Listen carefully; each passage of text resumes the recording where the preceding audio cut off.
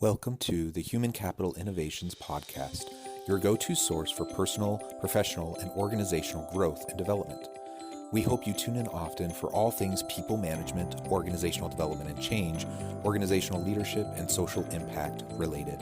Maximize your personal and organizational potential with Human Capital Innovations Podcast.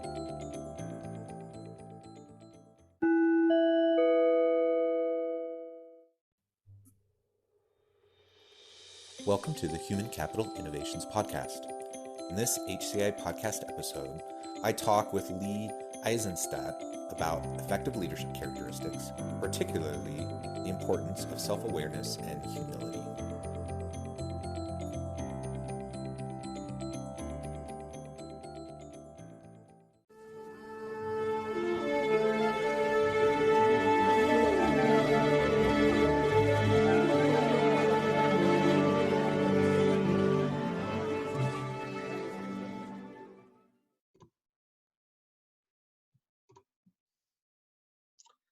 Hello, Lee Eisenstadt. Welcome to the Human Capital Innovations Podcast. It's great to have you with me today. Thanks a lot, John. I'm glad to be with you. I'm so excited to have the chance to talk with you and explore some important topics. Before we dive on in for our discussion, though, I wanted to share with the listeners a brief introduction. Lee Eisenstadt brings more than 35 years of diverse leadership, finance, and operations experience to the clients of the Leading with Courage Academy. The CFO of SC Johnson has described Lee as a well-rounded businessman because he's worked for more than two companies in more than two functions in more than two countries.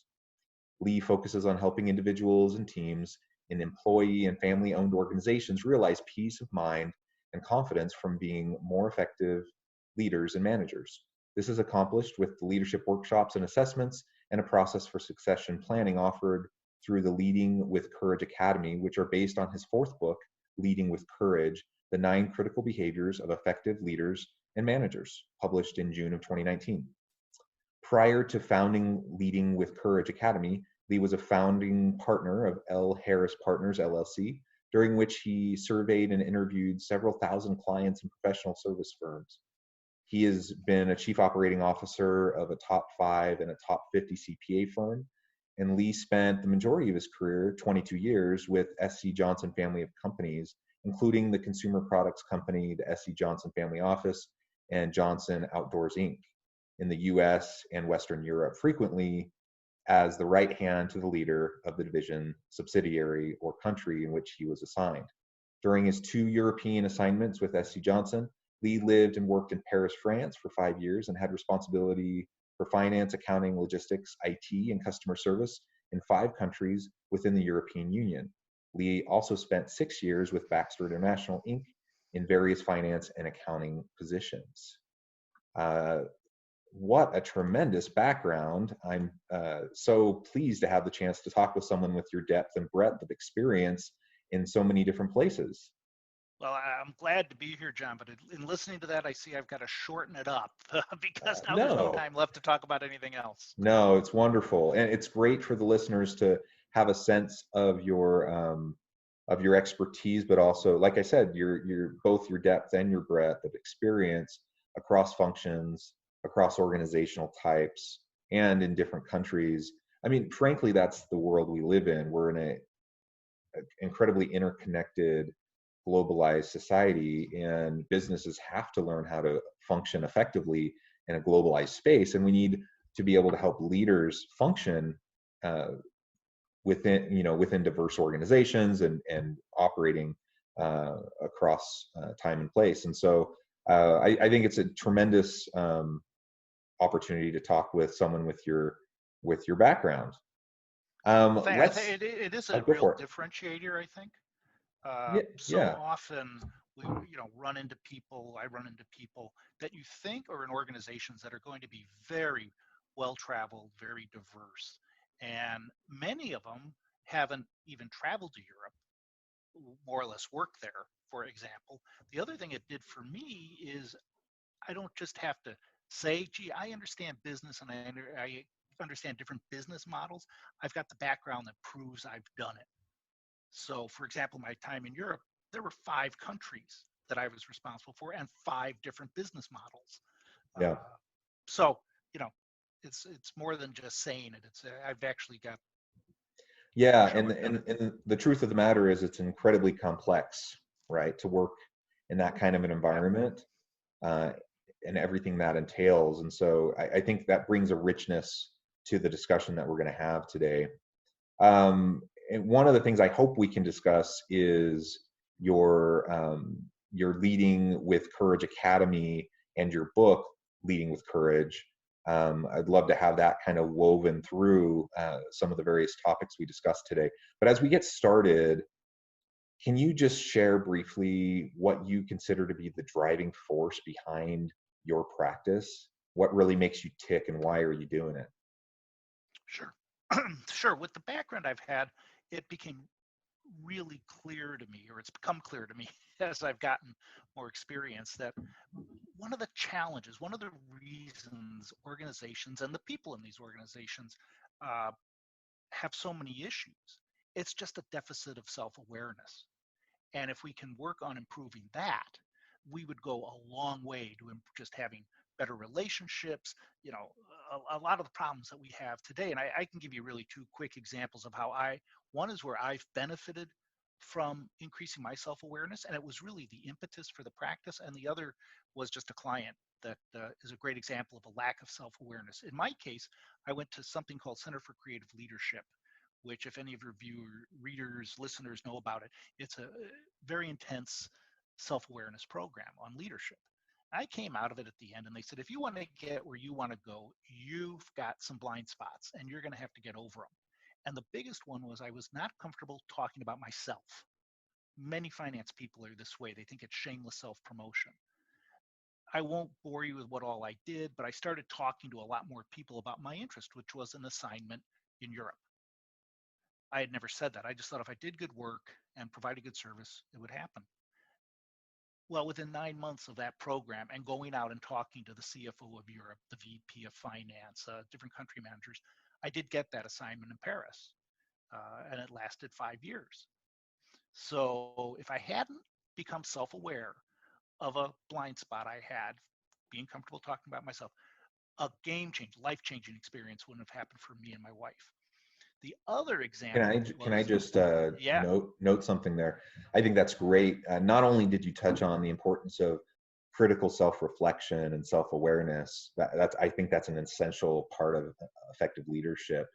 Um, but you also talked about how you then communicated your desires to others around you.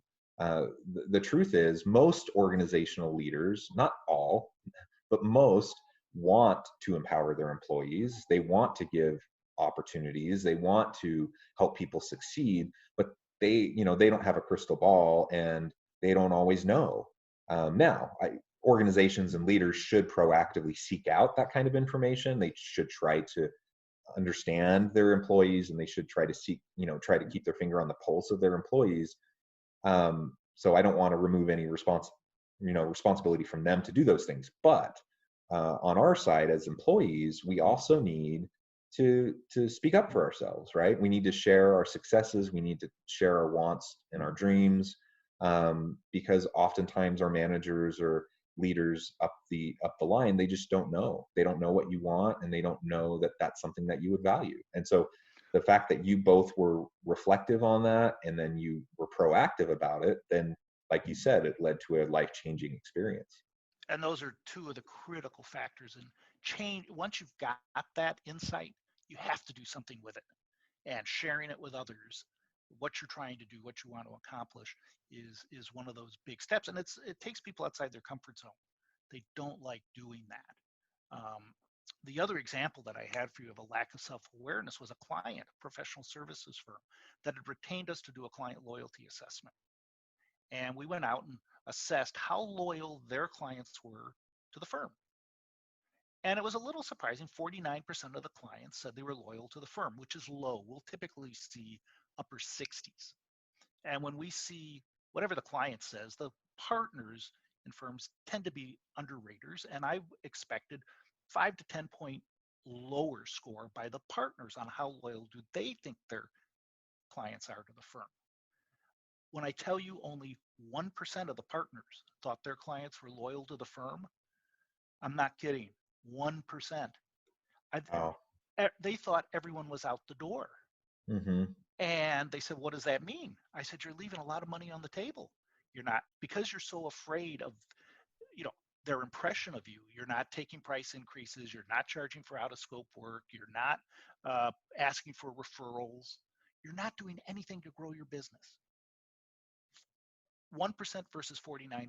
Now, you would think, I mean, that was a great example of lack of self awareness.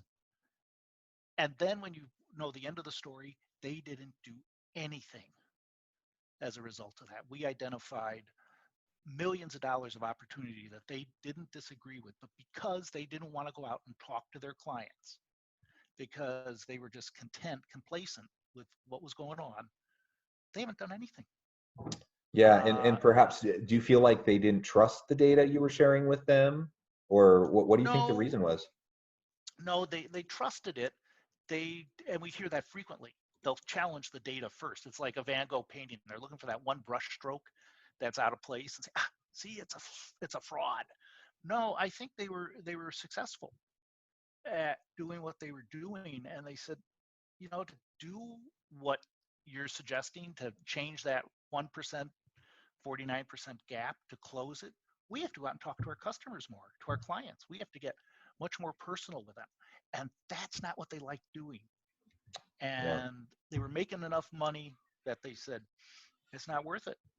So It would it truly just, was just complacency.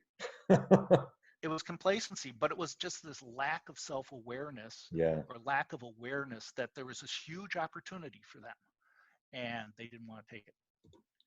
Okay. Well, so clearly self-awareness is important. Um, what do you feel are like some of the most important characteristics of a successful leader? Yeah, there, in my book, and it's part of the Leading with Courage Academy practice, I identified 9 critical behaviors of effective leaders. And we even offer a free self-assessment of those on our website. We've had several thousand people take it. And if anyone goes to our website, lwcacademy.com, they'll find that there, and they're happy to take it. They aren't going to get bombed with a bunch of emails. It's totally free, but you'll find out which of the 9 behaviors you may have to be on the alert for. But some of them, uh, and those 9 behaviors look like, uh, they respect the culture. They don't come in and say, we got to change the culture right away. They don't stick with underperformers too long, which is something most entrepreneurs and leaders are guilty of.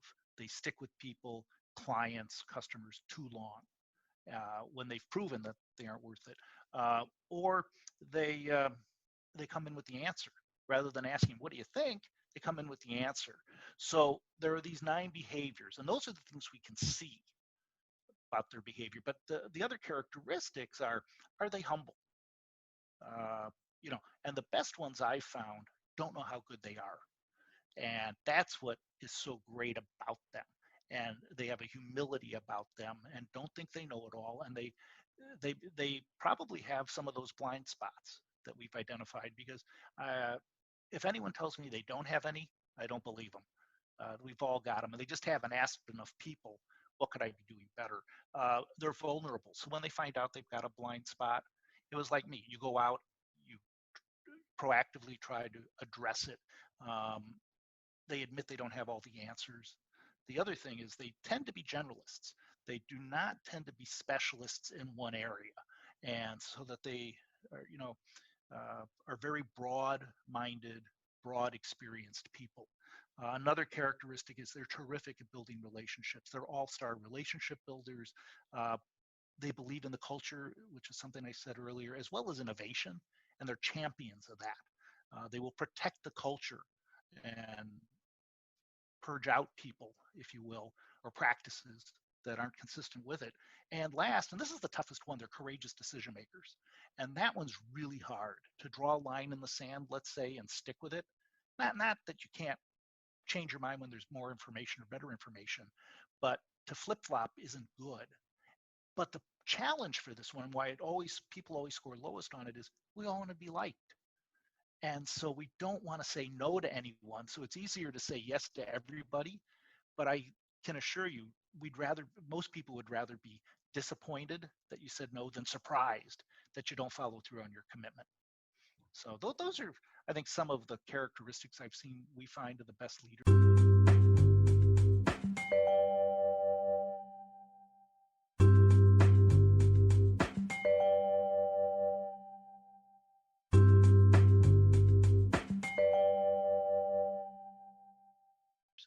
Yeah, that's a great list. Let's drill down a little bit on the I would term it, I've phrased it as intellectual humility. And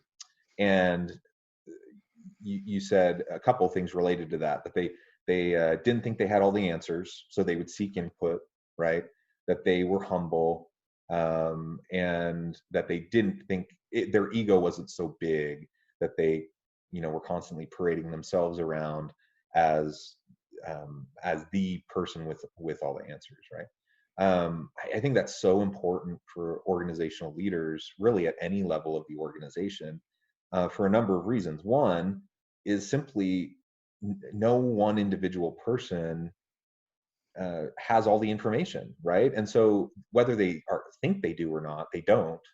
And so when you get someone who just makes snap decisions on things, without seeking the input of others in their team, without uh, searching out expertise where appropriate, without getting supporting data. When you have people making decisions that way, it doesn't show their humility.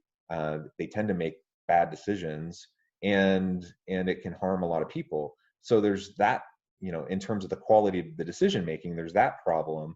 But in terms of empowering your employees, engaging your employees, and helping them feel bought in to your vision and mission of what you're trying to accomplish, and feeling, and having a positive, sustainable culture, helping them feel heard, in terms of your employees and how you manage them, it's so vital that you do that. And Oh, yet my experience has been with most organizational leaders, they tend to rise because of their expertise, not because of their generalist, or systems thinking abilities. And they tend to rise because of their confidence and because of their assertiveness. And not that confidence and assertiveness are bad, but if they're not tempered with some humility, then it can be detrimental. How has what's your experience been in relation to some of those? Oh, it's absolutely that. I mean, what we find and where we spend a lot of our time is helping organizations identify the gaps between where they are and what they want to be. How do you create a healthier organization? It's not about how you become smarter as an organization, and that, I'm not here to help you get better at finance or marketing or managing the supply chain. There's plenty of other people that can do that and do it better than we do. But when you get to organizational health, and by that I mean, is there a high level of trust among everybody? Uh, do you hold each other accountable for your commitments and your results? Is there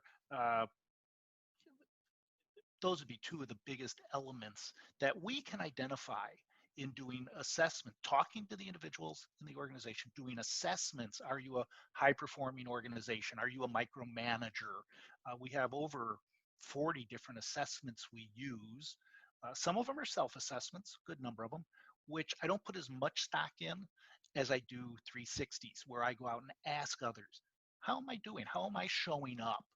Uh, and when you marry those two together, the other people's perceptions, which is the only thing that really matters, and your own perceptions, that's when the magic happens. If you get with someone who is open to change, is willing to uh, listen to feedback, it makes all the difference in the world. And then you create a healthier organization with higher levels of employee engagement. And if you don't have that, I don't know if you have a sustainable business. So that's where we focus our time. That's what we do. And Yeah, I totally agree. I don't think you do have a sustainable business when that's lacking, um, because you just have employee churn, right? And in the COVID-19 world, where we have crazy high unemployment and just all of the uncertainty, we don't have the same labor market strain that we did even 2 months ago. But for the most part, we've in over the last certainly over the last 5 years or more, um, it's been a really hyper competitive labor market. It's been hard to get good people, and so you can't just churn through people. You can't afford to do that as an organization, and for a variety of reasons, that's not a sustainable model. And yet, so many organizational leaders lead in such a way that they're creating the context for just that to happen, because they're not helping their people feel empowered. They're not helping them feel a part of what's happening. They don't, they don't feel like they belong. They don't feel like they're heard. They don't feel like they have the opportunity to fulfill their potential, and that's detrimental to the long-term health of any Well, organization. and we saw it. It's not so much right now, but when there was very low unemployment, well, let's look at, like 2008, where no one was leaving a job. They were scared, of losing their job. And we would go in and say, we would talk employee engagement with leaders, and they said, well, we don't have a problem with turnover. Well, of course you don't. No one's leaving because they're afraid to leave. But are they happy? Are they productive? Do they want to be there? And it's the same today. And what More, happens once things, like in 2008, once the recession starts to so once we start to get out of that, then people do have options, and they're going to remember how they were treated. well, um, they'll remember that, but then they also say, well, it's like a lot of things. It's the pain of change to go to a new employer is much greater than staying here. I may not like it here. I may be treated like a farm animal, but I don't know what the grass isn't necessarily greener. We have the same issue going on today. You have a workforce that's remote, that is, you know, you can't check on them that easily. And if for you to say, oh no, we don't have turnover, well, one, people are just afraid of losing their jobs again. And you can jump from one place to another, but the grass isn't greener, it's probably just a different shade of brown. And you're much better off investing in employee engagement and improve their productivity, improve how well they innovate. Are they a team? Is there trust among all of them? And that is all proven. That isn't something new we're bringing to the market, but we do have tools that help folks with that. But it's surprising how most leaders don't want to. It's like grabbing the third rail. They just don't want to know the answers because they know if they ask the questions, they're going to have to do something.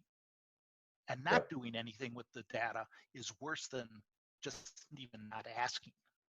But yeah, yeah. I wish I could tell you we were busy as could be helping people understand what their employees are thinking about, but we aren't. We got capacity. Yeah, yeah, and I think it's the age-old problem of organizations. It's not unique to a recession or a global pandemic.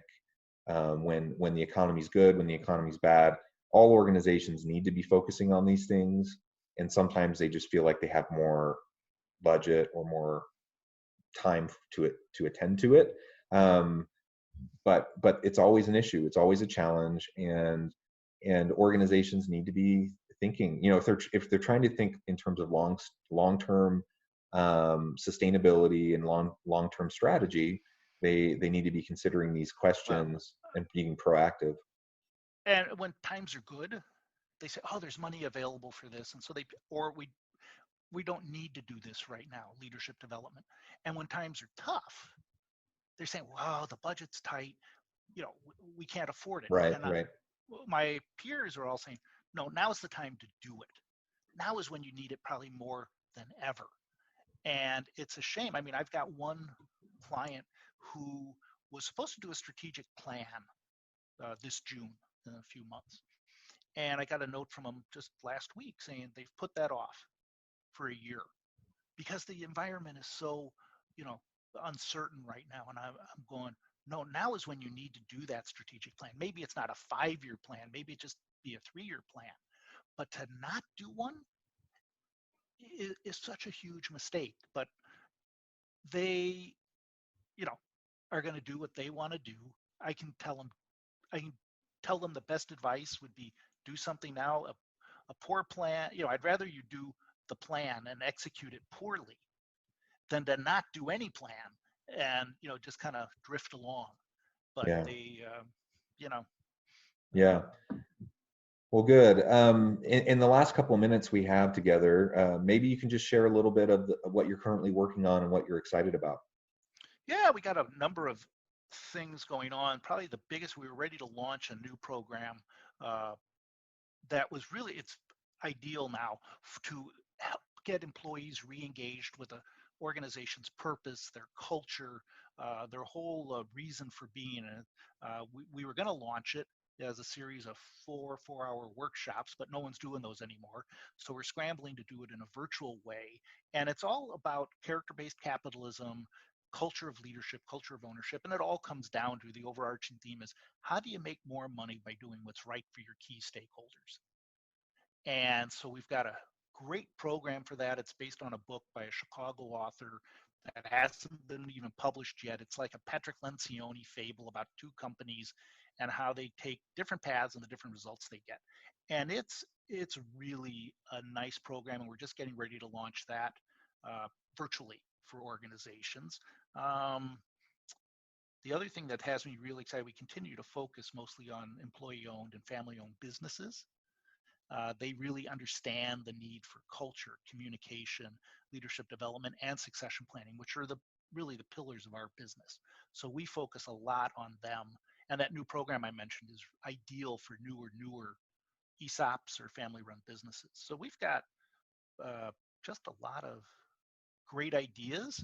Now we just have to wait for things to unthaw or unfreeze a bit, and Yeah. we're going to be in good shape. Well, that's wonderful. And where can my listeners go to find out more about your programs? Well, certainly our website, lwcacademy.com, or just give me a call, or send me an email, lee@lwcacademy.com, or reach out to me. You'll find all our contact information on the website. So feel free, again, do that. And we'd be happy to, even if you just need a sounding board. I mean, that's usually where the best conversations start, where the best client relationships begin.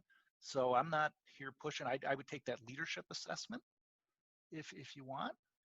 That's a freebie. You can start to get to know us that way. So Awesome. Well, thank you so much, Lee. It's been a real pleasure talking with you. We just don't have enough time to go any deeper right now on any of these topics, but I hope that perhaps we can have a chance to have further discussions in the future. And I'd love to have you back on at some I'd future date. enjoy that, John. This was fun. It always goes by so quick. It But thanks. does. All right. Well, thank you so much, and I hope you stay safe and healthy and have a great week. You too. You take care.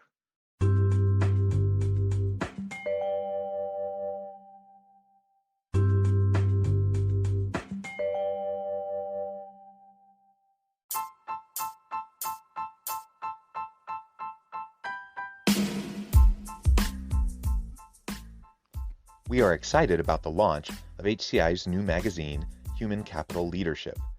Human Capital Leadership is a free, interactive e-magazine designed to help individuals, leaders, and organizations find innovative approaches to maximize their human capital potential. We will be publishing issues quarterly in August, November, February, and May. Check out the first issue and let us know what you think.